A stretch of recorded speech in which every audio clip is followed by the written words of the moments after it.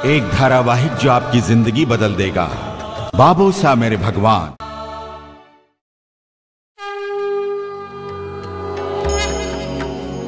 मैं ब्रह्म हूं, शक्ति का साकार रूप, परात्पर ब्रह्म, इस संपूर्ण सृष्टि का सृजन करता, अक्षर ब्रह्म, परात्पर ब्रह्म, मैं ब्रह्म हूं। नारी अबला है, कदाचित भूलोक पर यही मान्यता है, किंतु नारी शक्ति है, नारी दुर्गा है, नारी चंडी है। इस बात को भूलोकवासी क्यों बिसरा देते हैं? नारी के भीतर असीमित सहन शक्ति होती है, इसलिए उसे अबला समझ लिया जाता है। नारी पुत्री, भगिनी, अर्धांगिनी तथा जननी हर रूप में अपने परिवार का हित ही चाहती है, किंतु भूलोक का पुरुष प्रधान समाज ही नहीं, नारी भी नारी की शत्रु है। दहेज रूपी दानव न जाने कितने परिवारों का विनाश कर रहा है। इसी दहेज के कारण अब राधिका को न जाने क्या क्या सहना होगा।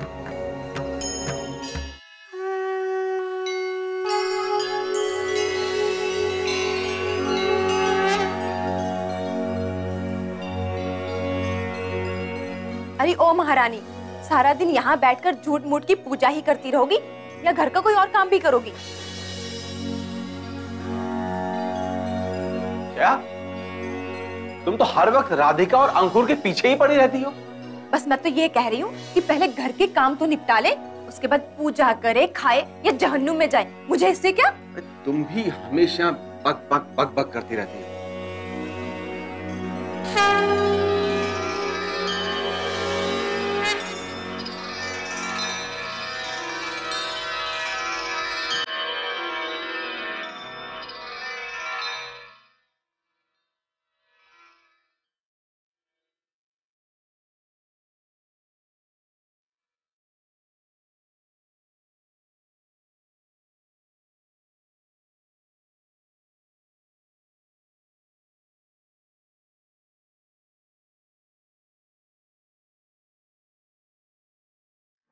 भगवान से कैसा बैर?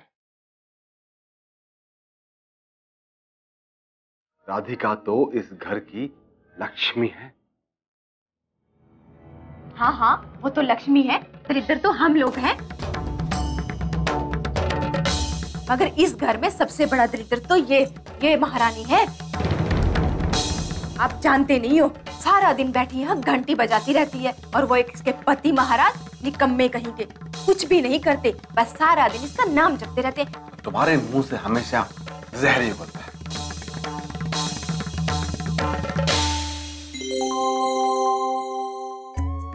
चिंता मत कीजिएगा, दुनिया में बहुत सारे काम हैं, खूब मेहनत कीजिएगा। मुझे चिंता दुनिया की नहीं है, मुझे तो सिर्फ तुम्हारी फिक्र है। आप मेरी चिंता बिल्कुल मत कीजिए, मैं अपने घर में हूँ, भरा पूरा परिवार है मेरा, दो भाई, दो भाभियां हैं। और वैसे भी वो लोग जो कुछ भी कह रहे हैं हमारी भलाई के लिए कह रहे हैं। बात तो तुम्हारी बिल्कुल ठीक है, पर तुम अपना ख्याल रखना। आप भी अपना ख्याल रखिएगा। और हाँ, 1 मिनट, मैं अभी आई।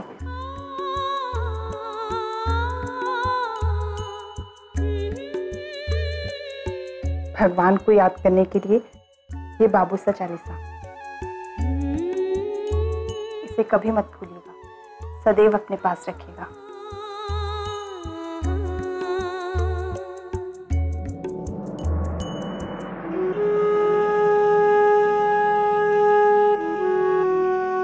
सुखी खुश रहो।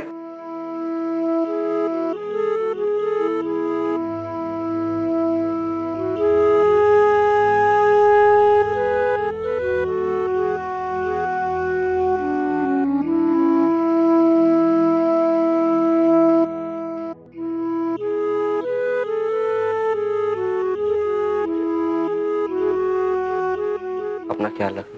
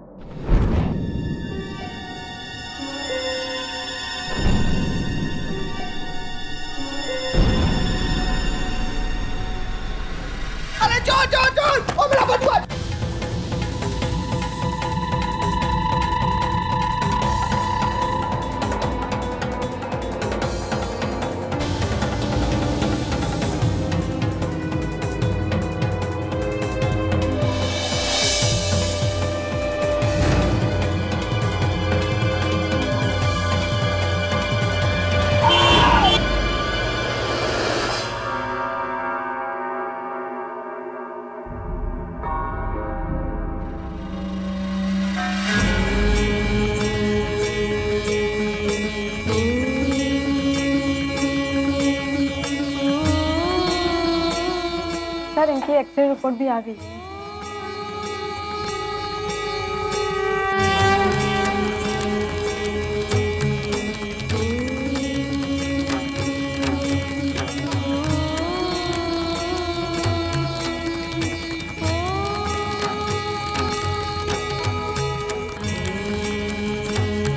सर, इनकी हालत तो बिगड़ती ही जा रही है। इसे तुरंत ही तुम एक टेटनेस का इंजेक्शन दे दो। जब होश आएगा तब देखते हैं क्या होता है। और हाँ, ये होश में आ जाए तो मुझे इन्फॉर्म करना। पापा, न जाने उसका क्या होगा। उसके तो घर वालों का भी कोई अता पता नहीं है। न जाने वो हॉस्पिटल में अकेला कैसे रहेगा। दिक्कत तो यही है बेटी, अभी तक वो होश में नहीं आया है कि कुछ पूछताछ करके उसके घर वालों को इन्फॉर्म किया जा सके। पापा, फिर ऐसे हालात में हमें क्या करना चाहिए? बेटा, जब तक उसके घर वालों का पता नहीं चल जाता, उसकी देखभाल तो करनी ही पड़ेगी। उसे जैसे ही होश आएगा, उसके घर वालों को मैं इन्फॉर्म कर दूंगा। Excuse me. क्या हुआ डॉक्टर? पेशेंट ठीक तो है? सॉरी सर जी, पेशेंट अभी तक होश में नहीं आया है। लगता है उसकी याददाश्त चली गई है।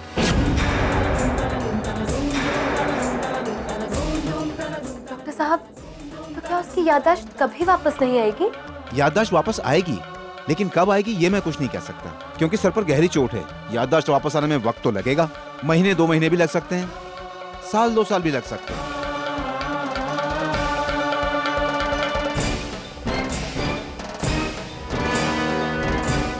हे बाबूसा भगवान, उनकी रक्षा करना। वो जहां भी रहे सुखी रहे।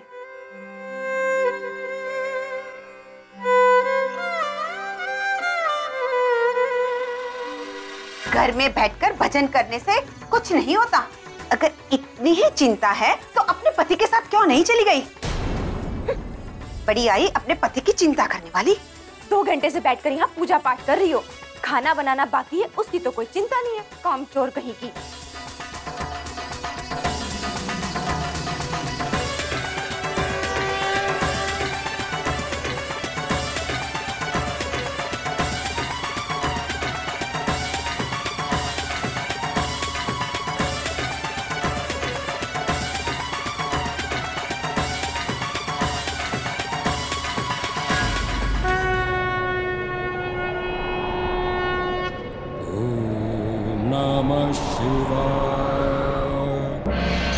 नारायण नारायण। प्रणाम देवादिदेव। प्रणाम माते। देवर्षि, ऐसा प्रतीत होता है कि धरती पर चल रहे बाबूसा की लीला से आप प्रसन्न नहीं हैं। नारायण नारायण। आप तो अंतर्यामी हैं देवादिदेव। आप तो सब जानते हैं। मुझे समझ नहीं आ रहा है कि अंकुर जैसे भोले भाले भक्त के साथ ऐसी घटना क्यों हुई, जबकि उसकी पत्नी दिन रात बाबोसा की भक्ति में लगी रहती है। ऐसा क्या हो गया देवर्षि, जो आप अंकुर को लेकर इतने चिंतित हैं? माते, अंकुर के साथ एक बड़ी दुर्घटना हुई है और उस दुर्घटना में उसकी स्मृति चली गई है। ये आप क्या कह रहे हैं देवर्षि? देवर्षि, इसमें चिंता की कोई बात नहीं है। इसी बहाने बाबूसा अपने भक्त की परीक्षा भी तो ले सकते हैं। हे महादेव, मुझे परीक्षा से चिंता नहीं है। अपितु मेरा भय तो ये है कि कहीं इस परीक्षा से राधिका की आस्था डगमगा ना जाए। देवर्षि, अब परीक्षा के स्तर का निर्धारण बाबूसा ही कर सकते हैं और इस समस्या का समाधान भी उन्हीं के हाथों में है।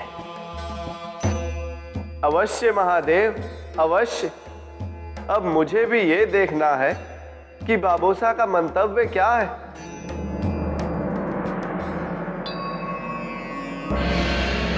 प्रणाम महावीर।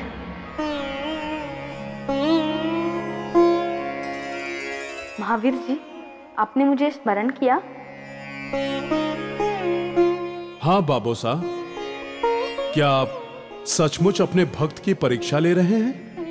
ये भक्ति की परीक्षा नहीं है महावीर, ये अंकुर की भार्या की धीरज की परीक्षा है। परंतु अंकुर का क्या होगा? उसके माता पिता भी उसके साथ नहीं हैं और ना ही उसकी पत्नी को उसके संबंध में कुछ पता है। अंकुर तो सेठ के यहाँ सुरक्षित पहुंच गया है और राधिका उसके लिए लगातार प्रार्थना कर रही है, तो निश्चित रूप से उसकी प्रार्थना सुन ली जाएगी। अब इन दोनों की रक्षा का दायित्व आप पर है बाबू साहब। आप निश्चिंत रहे महावीर जी, उन दोनों का भविष्य तो बहुत ही उज्जवल है। आप मुझे अनुमति दे। प्रणाम बजरंगबली।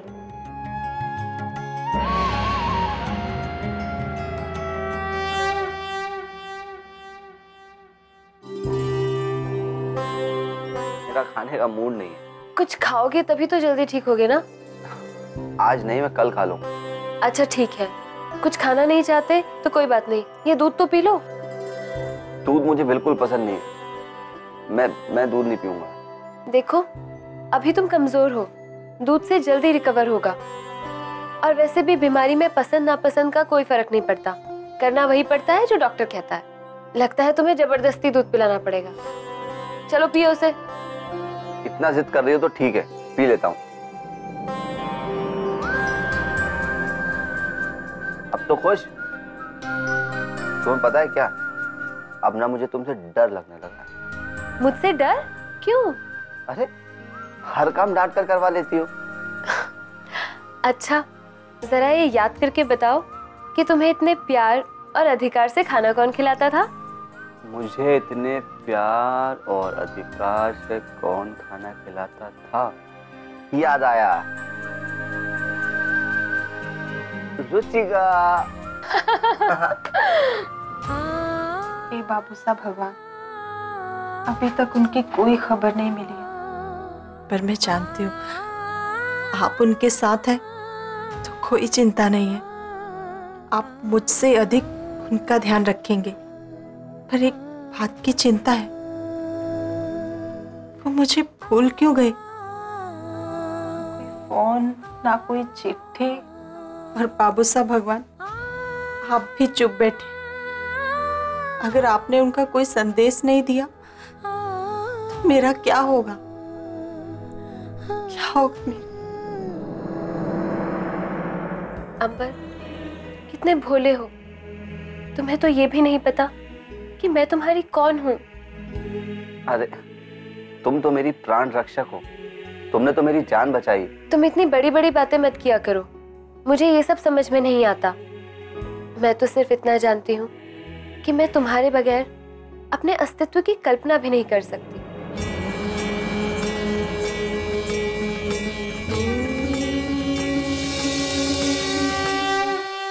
तुम्हारा एहसान तो मैं जीवन भर नहीं भूल सकता।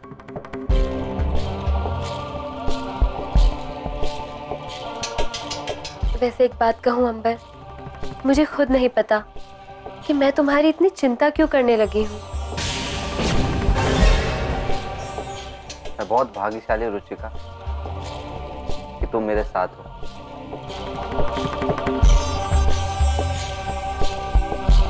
रुचिका का झुकाव देख रहा हूँ अंबर की तरफ। अगर इसके घर वालों को पता चल जाता तो ये बात जरूर आगे बढ़ाता।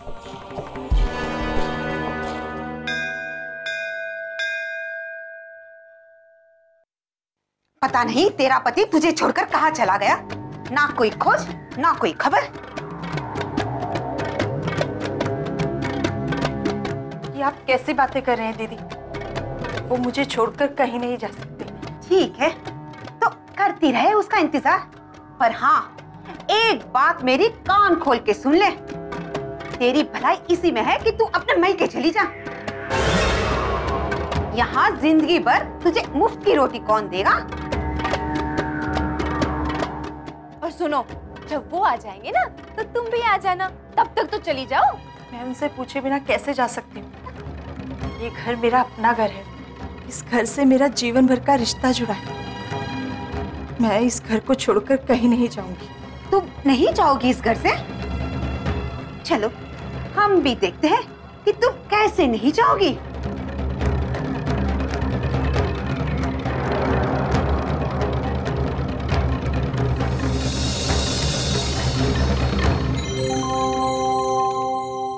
अंबर, मैं तुमसे एक बात कहूँ?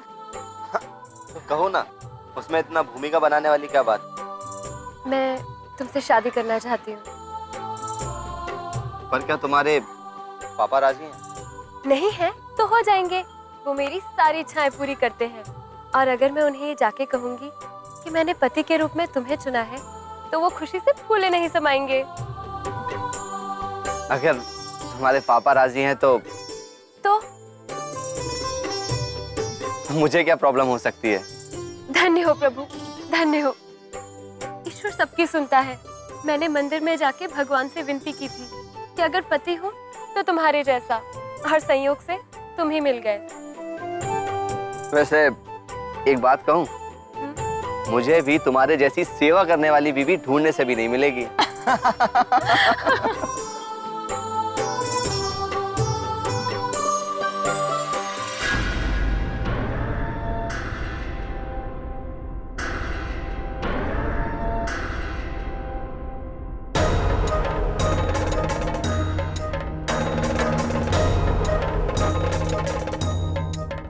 नहीं है क्या तेरी, या आंखें बंद करके रहती है तू? ये कपड़े क्या तेरा नौकर धोएगा? तेरा पति तो अब वापस आने वाला नहीं है। इसका मतलब ये नहीं कि तू अपनी मनमानी करती रहे। कर्मा, राधिका से कहो कि उसके घर से फोन है। जी।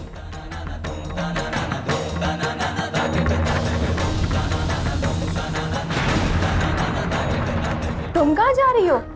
वो दीदी घर से फोन आया है इसलिए। तो इतनी जल्दी क्या है? बाद में बात कर रहे ना, पहले ये जो काम पड़ा वो तो पूरा कर लो। दीदी पहले बात कर लेने दीजिए, मैं कौन सा काम करने के लिए मना कर रही हूँ। पहले काम पूरा कर लो, फिर आराम से अपनी माँ से बात कर लेना। चलो चलो चुपचाप काम कर लो। जाओ जाओ काम करो। हे बाबू साहब भगवान, ये कैसी परीक्षा ले रहे हैं? तो उनके बिना जीवन असंभव हो गया है। जया, जया, जया, राधिका का फोन है उसके घर से। तो आप जाके कह दीजिए कि राधिका बिजी है। तुम भी। तुम यहाँ क्या कर रही हो? जाओ जाओ काम करो, जाओ ना।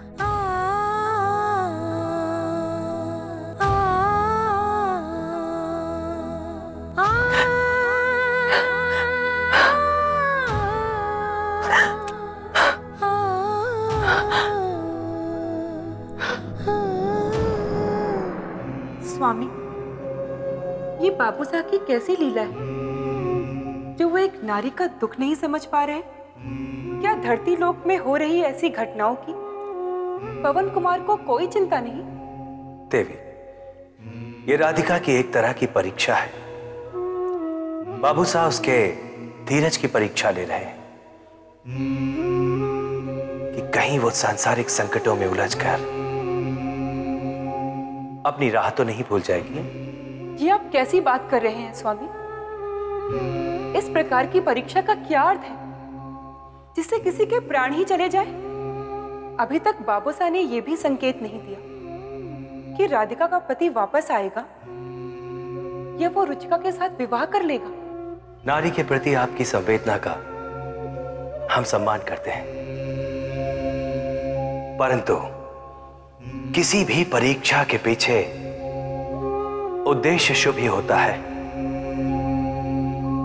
उस परीक्षा का मार्ग भले ही कष्टकर हो, अब केवल काल की गति को देखती जाइए, सब शुभ होगा। मुझे कुछ समझ में नहीं आ रहा भाई साहब, मैं क्या करूं? आप ही मुझे बताइए, आप ही मुझे रास्ता दिखाइए। मेरे सामने तो अंधेरा ही अंधेरा है। हिम्मत मत हारो राधिका, अपने भक्ति पर भरोसा रखो। देखो बाबू साहब भगवान को, उनके उस प्रज्वलित ज्योत को।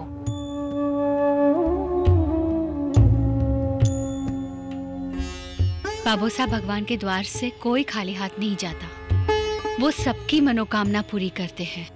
अगर बाबू साहब भगवान ने मेरी विनती नहीं सुनी तो मैं तब तब तक इनके चरणों में बैठी रहूंगी जब तक ये मेरा कष्ट दूर नहीं कर देते। तब तक मैं अन्न जल कुछ भी ग्रहण नहीं करूंगी, कुछ भी नहीं। राधिका, बाबू साहब भगवान को आंसू पसंद नहीं है। मैं तुम्हारी भक्ति और भावना को समझती हूँ। तुम्हें क्या लगता है बाबू साहब भगवान को तुम्हारी पीड़ा का बोध नहीं है? वो तुम्हारी पीड़ा अच्छी तरह से जानते हैं। मैंने कहा ना, धैर्य रखो। अब तो मुझे बस सिर्फ आप ही का सहारा है। मेरा नहीं, बाबू साहब भगवान का। वो सबको सहारा देते हैं। मैं केवल निमित्त मात्र हूं। चिंता मत करो, सब ठीक हो जाएगा।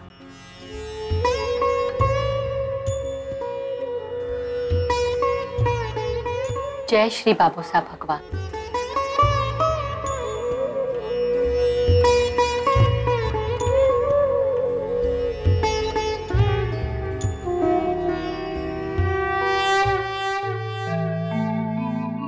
देव तथा दानव दोनों ही मनुष्य के भीतर विद्यमान रहते हैं। यदि हम अपने हृदय से बैर भाव और ईर्ष्या निकाल फेंके तो देव गुण उभर कर सामने आ सकते हैं, जो मनुष्य को महान बनाते हैं।